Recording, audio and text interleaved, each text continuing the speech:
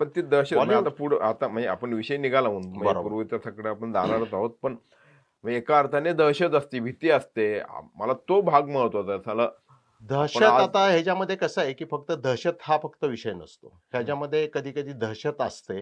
हं, कधी-कधी आपल्या करिअरचा विचार केला जातो आणि हं. सगळ्यात महत्त्वाची गोष्ट, की लागेबंध काय असते. की आपण या त्या गोष्टीकडे येऊ. पूर्वीच्या कुठल्या हं. ॲक्ट्रेसेसचे, हो. कुठल्या ॲक्टरचे कुणाशी कसे संबंध होते आपल्याला हं, माहिती आहे किंवा आपण त्याच्यामध्ये आता ओघाने आपण चर्चा करणारच आहोत त्याच्यामध्ये हो. येईलच. परंतु सुरुवात जर आपण बघायला गेलं ह्याच्यामध्ये, तर ही 1970 पासूनच्या सगळ्या हे सुरुवात झालेल्या आहेत.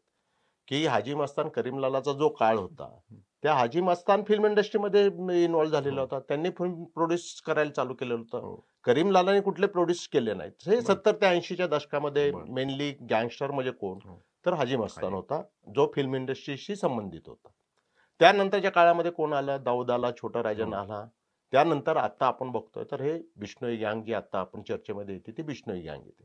असे जर आपण 3 पार्ट केले ह्याच्यामध्ये, हं. तर 3 पार्टमध्ये आपल्याला खरं तर ओघाने आपल्याला सगळ्या गोष्टी बरं, सांगता येतील किंवा बोलता येतील. बरं. 1970च्या काळामध्ये हो, ज्यावेळेस ह्या सगळ्या गोष्टी घडायला सुरुवात झाली, नंतर हाजी मस्तानवरचा पिक्चर आला वन्स अपॉन अ टाईम. हो, हो, नंतर दाऊदवरती पिक्चर आला कंपनी नावाचा. हो, त्यानंतर सत्या नावाचा एक गुरुसाटम वगैरे जी हो. गँग होती त्याच्यावरती त्याच्यावरती. सत्या नावाचा पिक्चर आला.